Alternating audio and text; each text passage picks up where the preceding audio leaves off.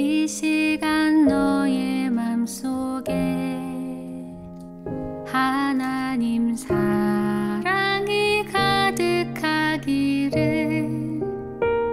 진심으로 기도해 간절히 소망해 하나님 사랑 가득하기를. 하나님은 너를 사랑해. 얼마나 너를 사랑하시는지.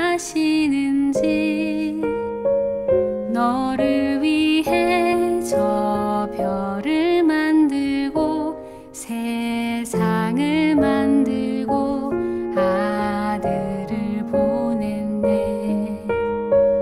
제5장.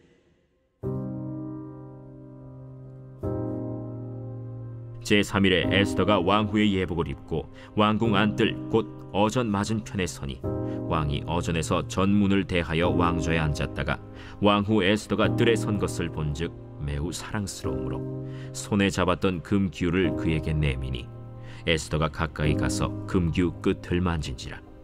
왕이 이르되, 왕후 에스더여, 그대의 소원이 무엇이며 요구가 무엇이냐? 나라의 절반이라도 그대에게 주겠노라. 오늘 내가 왕을 위하여 잔치를 베풀었사오니 왕이 좋게 여기시거든 하만과 함께 오소서. 에스더가 말한 대로 하도록 하만을 급히 부르라 하고 이에 왕이 하만과 함께 에스더가 베푼 잔치에 가니라. 잔치의 술을 마실 때 왕이 에스더에게 이르되, 그대의 소청이 무엇이뇨? 곧 허락하겠노라. 그대의 요구가 무엇이뇨? 나라의 절반이라 할지라도 시행하겠노라. 나의 소청, 나의 요구가 이러하니이다. 내가 만일 왕의 목전에서 은혜를 입었고 왕이 내 소청을 허락하시며 내 요구를 시행하시기를 좋게 여기시면 내가 왕과 하만을 위하여 베푸는 잔치에 또 오소서. 내일은 왕의 말씀대로 하리이다. 에스더가 왕후가 된 후에 에스더는 왕궁에 있고 모르드게는 왕궁의 문지기로 있었습니다. 그런데 사악한 하만이 왕궁을 드나들게 됩니다. 그는 왕 다음의 실세 총리여서 모든 사람들이 굽실거리며 절을 합니다. 그런데 유독 모르드게에만은 절을 하지 않죠. 유대인은 하나님 외에 인간에게는 절대로 절하지 않기 때문입니다. 이를 괘씸하게 여긴 하만이 모르드게는 물론이고 그의 동족인 유대인 전체를 학살할 계획을 세웁니다. 그 사실을 알게 된 모르드게와 유대인은 수도 수사는 물론이고 각 지방에서 통곡하며 기도합니다. 이 소식이 왕궁의 에스더에게 전해졌고 그녀는 오빠를 생각해서 내시를 시켜 옷을 보내게 됩니다. 그러자 모르드게가 어떻게 합니까? 지금 때가 어느 때인데 호의호식하겠는가? 왕에게 나아가 이 사실을 알려서 유대 민족을 구해달라고 요청을 합니다. 그 말을 전해 들은 에스더는 고민에 빠지죠. 왜 그랬는가 하면 당시에 왕이 부르지 않으면 왕후조차 마음대로 왕을 찾아올 수가 없기 때문입니다. 잘못하면 목숨을 잃을 수도 있습니다. 왕의 심사가 뒤틀리면 큰일 나는 것입니다. 그러나 만약 왕이 판단해서 금규, 지휘봉을 들면 가까이 가서 아련할 수가 있습니다. 에스더의 말을 전해 들은 모르드게가 이번에는 뭐라고 말을 합니까? 14절에 보니까 이때에 내가 만일 잠잠하여 말이 없으면 유다인은 다른 데로 말미암아 노임과 구원을 얻으려니와 너와 내 아버지 집은 멸망하리라. 내가 왕후의 자리를 얻은 것이 이때를 위함이 아닌지 누가 알겠느냐. 이 일을 회피하지 말라는 것입니다. 만일 그러면 하나님이 다른 방법으로 유대민족을 구원할 것이지만 에스더와 그 가문은 영원히 패가망신하게 될 거라는 경고인 것입니다. 오빠의 말을 잘 들어보니까 왕후가 된 것도 전적인 하나님의 은혜였고 지금까지 살아온 게 하나님의 영광과 유대 민족을 위해서였는데 몸을 사려서 되겠나 싶었습니다. 결국 마음을 정리하고 결단합니다.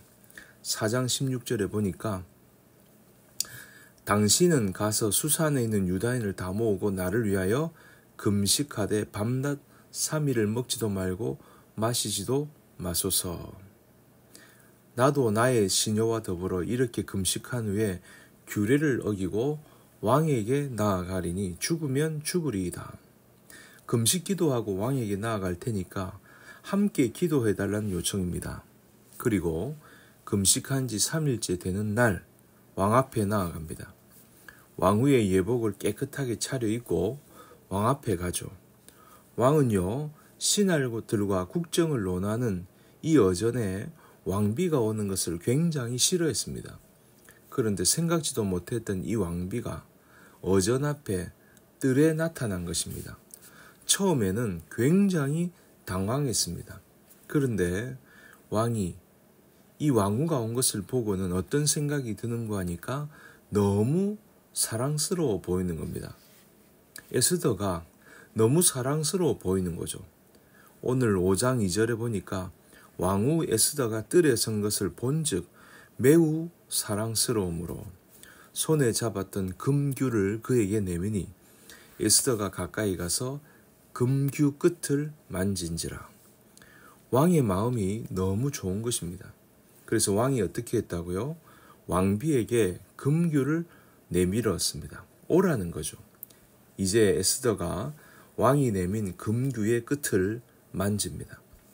이것을 보면 감히도 왕 앞에 나온 이 에스더를 죽일 수도 있는 문제였는데 왕이 왕비를 보면서 사랑스러운 눈으로 보게 되고 왕비에게 금규를 내민 것은 이것은 정말로 기적과도 같은 일입니다. 기도의 결과이죠. 우리가 하나님의 섭리를 믿는다는 것은 하나님의 일하심을 믿는 것입니다. 하나님이 일하시면 어떤 사람의 마음도 바꿀 수 있다는 겁니다. 하나님이 일하시면 아무리 다 막힌 상황도 열릴 수 있다는 것입니다. 하나님이 일하시면 나라의 정책도 바꿀 수가 있다는 것입니다. 이 변덕이 심한 왕이 왕비를 향하여 금규를 딱 내밀도록 그 마음에 깊은 감동을 주신 겁니다. 잠언 21장 1절에 왕의 마음이 여호와의 손에 있음이 마치 봇물과 같아서 그가 임의로 인도하시느니라. 왕의 마음이 여호와의 손에 있다는 겁니다. 저수지에 물이 가두어져 있다가 그 물을 터뜨리면 물이 쏟아지지 않습니까? 왕은 하나님의 손에 있는 겁니다. 하나님이 터뜨리시면 그 마음이 쏟아지고 강력한 물길이 터지도록 얼마든지 인도하실 수 있는 분이 하나님이시라는 겁니다. 우리 하나님이 모든 것을 움직일 수 있는 분이심을 믿으시기 바랍니다. 모세를 보십시오. 모세는 태어날 때부터 죽을 운명이었습니다. 유대인 사내 아이가 태어나면 무조건 죽여야 했습니다. 그 어미가 어떻게 해서든지 살려보려고 3개월을 숨기게 됩니다. 도저히 숨길 수 없으니까 갈대 상자에 숨겨서 나일강에 띄어보냈는데 공주가 그걸 찾아냅니다. 상자를 딱 열어보는데 아기가 울기 시작합니다. 아이가 우는데 성경에 뭐라고 되어 있습니까? 아이가 우는데 공주의 마음에 하나님이 불쌍히 여기는 마음을 쑥 집어넣은 것입니다. 그래서 아이의 유머를 찾기 시작하고 결국 그 아이를 궁중에서 40년 동안 키우기 시작합니다. 그래서 모세를 통하여 이스라엘 백성들이 출애굽할 수 있도록 하나님이 태어날 때부터 이 아이에게 은혜를 베풀어 주신 겁니다. 그래서 인간의 계산이 다 맞지가 않습니다. 하나님이 손을 쓰시면 하루아침에 모든 것이 다 되게 되어 있습니다. 어전에 나가는 에스더가 기도하고 결단하고 나아갔는데 눈에 보이지는 않지만 그 에스더의 인생을 지금까지 인도하셨던 그 하나님께서 에스더와 동행해 주셨던 겁니다. 오늘 우리도 마찬가지입니다. 우리가 홀로 가면 다 질 수밖에 없습니다. 그러나 하나님이 함께 하시면 저와 여러분들이 어디를 가든지 우리를 사랑하시고 천국까지 인도하시는 그 주님의 손이 저와 여러분이 어디에 있든지 함께 하시고 지키시고 인도하실 줄로 믿습니다.